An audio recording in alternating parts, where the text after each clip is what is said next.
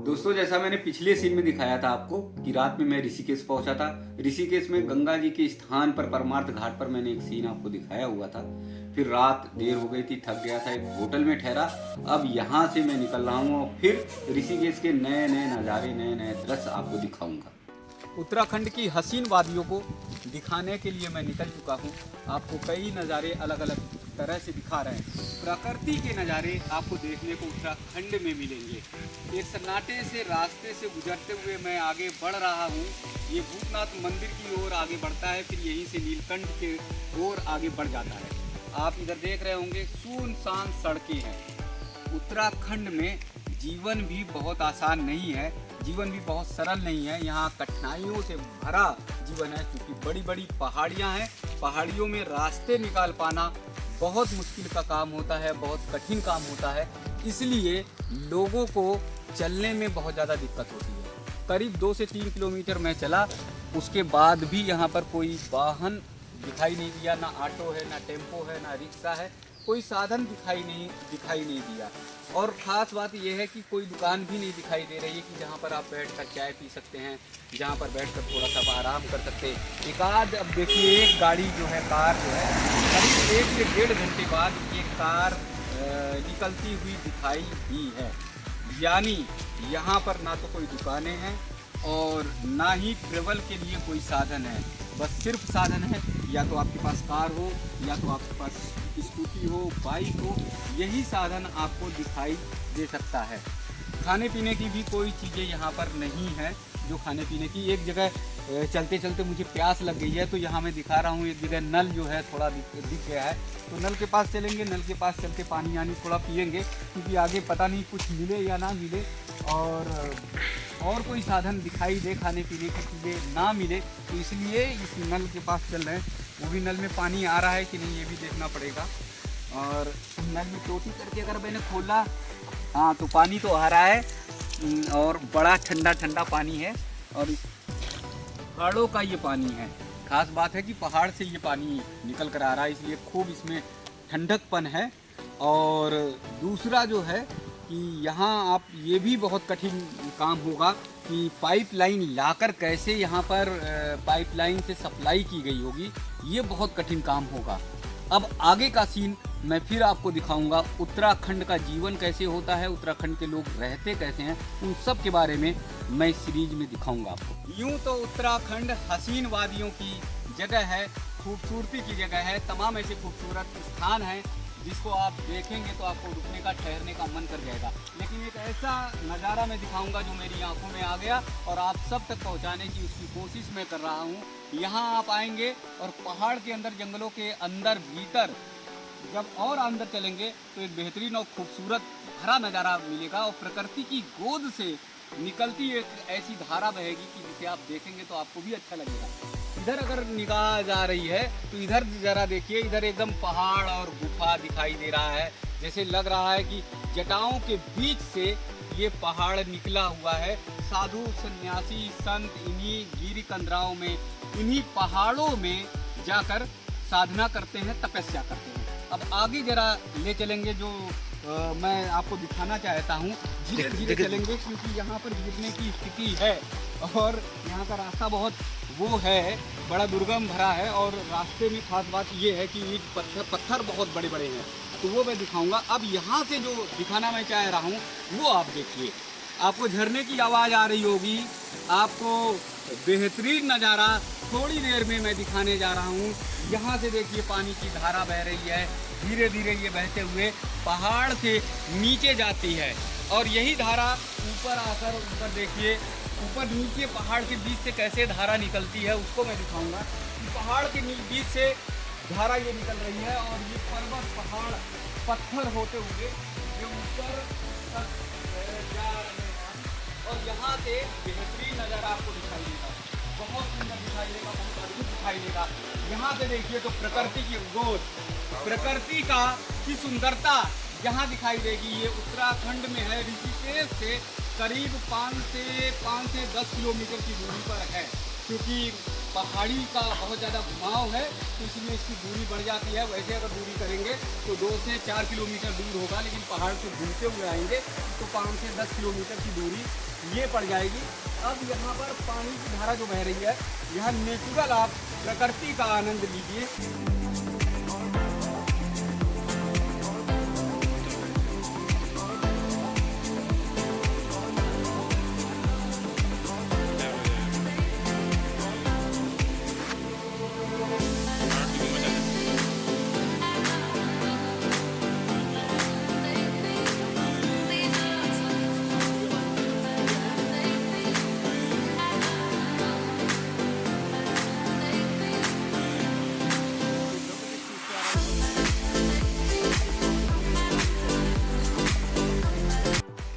यहाँ की हरियाली देखकर मन थोड़ा सा ठहर जाएगा, सुकून में आ जाएगा, शांति में आ जाएगा।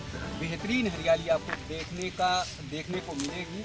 आप यहाँ दूर तक देखेंगे, ये जंगली झाड़ियाँ हैं, जंगली पेड़ पौधे हैं। और यहाँ पर एक मैं आपको जो फल दिखा रहा हूँ, देखिए जंगली फल जो है कांटेदार हैं, जो कांटे भी लगे हैं। ये कोई टमाटर जैसा है, ये इस तरह का टमाटर जैसा छोटा सा पौधा है, फल है, जो आपको दिखाई दे रहा होगा। जंगल में अंदर बहुत सारे पौधे हैं, लगे हुए हैं, और इनमें अलग अलग जंगली फल है। हालांकि इसके बारे में मुझे पता नहीं है, जानकारी नहीं है। आगे चलकर लोगों से बात करेंगे और इसके बारे में जानकारी भी करेंगे। वास्तव में पहाड़ों की जो ज़िंदगी है वो बहुत आसान नहीं है, बहुत सरल नहीं है, बहुत दुर्गम। जिस तरह से पहाड़ दुर्गम भरे होते हैं, पहाड़ के रास्ते दुर्गम भरे होते हैं, वैसे यहाँ के लोगों का जीवन भी बहुत मुश्किल भरा, दुर्गम भरा होता है।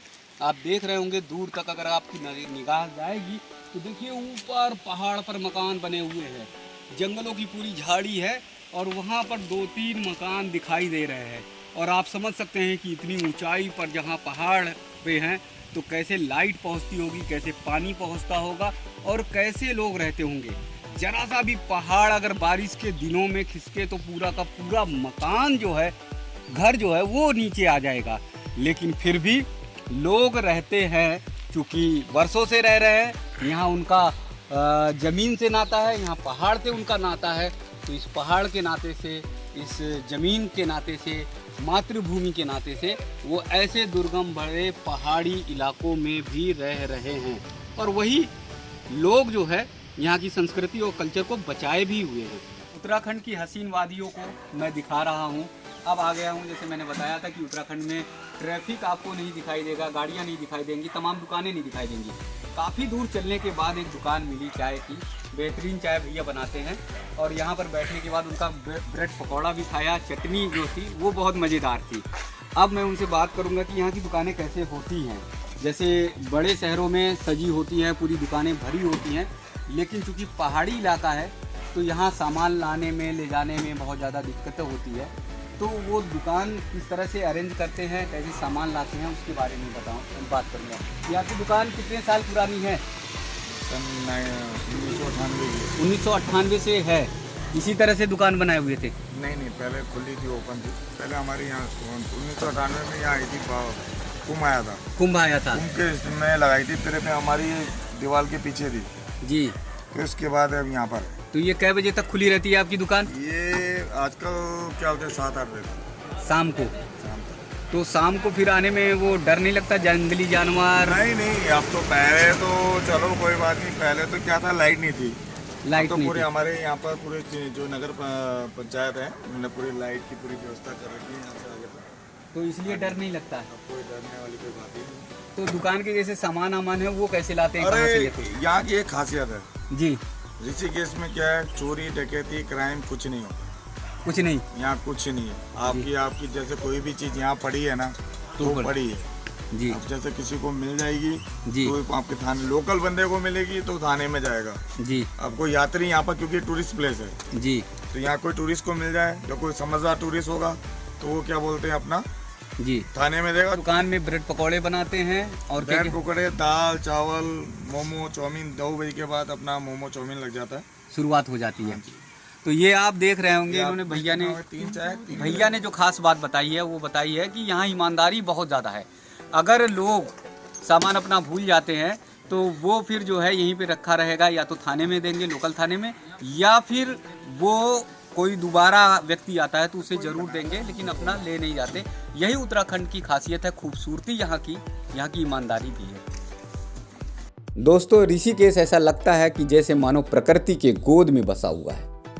आप देख सकते हैं कि चारों तरफ हरियाली दिखाई दे रही, ऊंचे ऊंचे पहाड़ आपको देखने को मिलेंगे और सबसे जो खास बात है वो है गंगा माँ की पवित्र और निर्मल जलधारा आपको देखने को मिलेगी।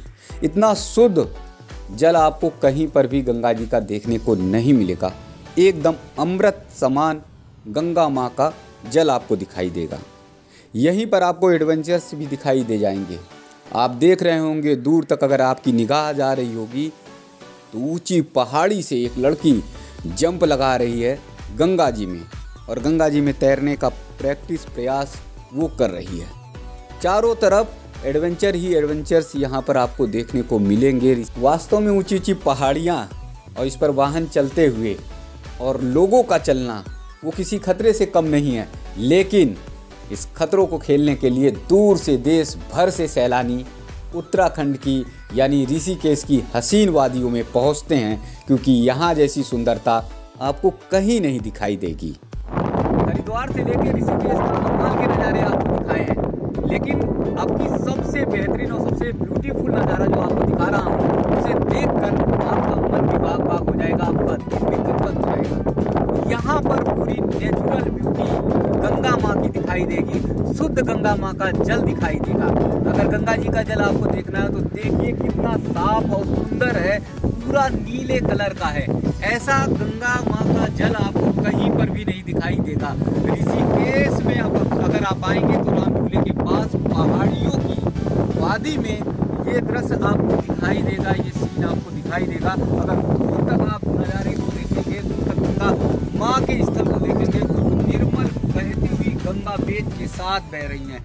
यहाँ पे आने पे बहुत रिस्क है, बहुत खतरा है, क्योंकि बड़ी बड़ी पहाड़ी हैं और इस पहाड़ी से थोड़ा सा भी लोगों ने अगर फोटो क्लिक करने की कोशिश की, लोग थोड़ा किनारे तक गए तो फिर समझ लीजिए रिस्क हो जाएगा। इतनी गहरी गंगा है कि यहाँ पर फिर निकलना बड़ा मुश्किल हो जाएगा। हाँ, हालांकि तैराक यहाँ पर है, वहाँ मोटर बोट लिए हुए हैं जो लोगों को बचाने के लिए, लोगों को निकालने के लिए तैयार है। लेकिन यहाँ जितनी गहराई है वहाँ पर अचानक अगर आपका पैर फिसला तो फिर आप बच नहीं पाएंगे यहाँ से। लेकिन देखिए ये पहाड़ जो है, ये पहाड़ आप देखने की कोशिश, मैं दिखाने की कोशिश कर रहा हूँ, बहुत मुश्किल हो रहा है। ये देखिए पहाड़, और इस पहाड़ के नीचे गंगा जी थोड़ी थोड़ी दिखाई देंगी, थोड़ा वो होगा। इन्हीं पहाड़ों में फिल्मों की शूटिंग होती है। फिल्म जो है तमाम, अगर फिल्मों में सीन देखते होंगे तो इन्हीं पहाड़ों के सीन को आप देखते हैं, जहाँ पर एकदम बेहतरीन नज़ारा होता है, बेहतरीन दृश्य होता है। और इस शूटिंग भी इन्हीं पहाड़ों के बीच में, इन्हीं हसीन वादियों के बीच में होती है। यहाँ नेचुरल ब्यूटी जो है बहुत नहीं मिलेगी। बड़े बड़े कारों के पास सेट होते हैं, सेट लगाएंगे, लेकिन पहाड़ और हसीन वादियों का जो सीन है वो सिर्फ और सिर्फ ऋषिकेश में आकर गंगा के किनारे ही हो सकता है। दूर तक देखिए पूरे पहाड़ ही पहाड़ नजर आ रहे हैं, जहाँ पर लिखा हुआ है नियमात, यानी यहाँ पर स्नान नहीं कर सकते हैं। कुछ पर्यटक वहाँ पर दूर हैं जो एकदम नदी के किनारे हैं, गंगा के किनारे हैं, फोटो शूट कर रहे हैं। वो इसलिए कर रहे हैं क्योंकि वो हर एक पल को यहाँ पे सजो लेना चाहते हैं। अगर आप भी आएंगे तो आप भी ऐसा ही करेंगे, आप फोटो क्लिक करेंगे, वीडियो बनाएंगे और इतने अच्छे सीन को, इतने ब्यूटीफुल सीन को आप जरूर कैमरे में कैद करेंगे। लेकिन मैं चेतावनी देना चाहता हूँ, थोड़ा सा सतर्क कर देना चाहता हूँ कि बहुत किनारे आप मत जाइएगा, क्योंकि थोड़ा सा भी अगर आपका पैर स्लिप किया तो गंगा जी में सीधे जाएंगे। वहाँ बचकर आपको फोटो शूट करना होगा। फिर हसीन वादियों में देखिए मस्त और ठंडी और कूल हवा आ रही है। जनवरी का ये महीना है, कड़ाके की ठंड पड़ रही है, लेकिन यहाँ हसीन वादियों में जहाँ पर हवा तेज चल रही है, पूरी की पूरी ठंड जो है गायब है। क्योंकि जब हसीन वादियों में आप आते हैं तो ठंड का एहसास नहीं होता है, फिर आपको मस्ती का एहसास होता है, फिर आपको मौज और मस्ती और आनंद आता है। दोस्तों अभी आपको मैंने दिखाई ऋषिकेश की हसीन वादियाँ। अब मैं अगले पार्ट में आपको दिखाऊंगा भूत बंगला। ऋषिकेश की तमाम बार आपने यात्राएं की होंगी, मगर भूत बंगला आपने नहीं देखा होगा। तो चलिए आप सभी को लेकर चलता हूँ भूत बंगले की तरफ।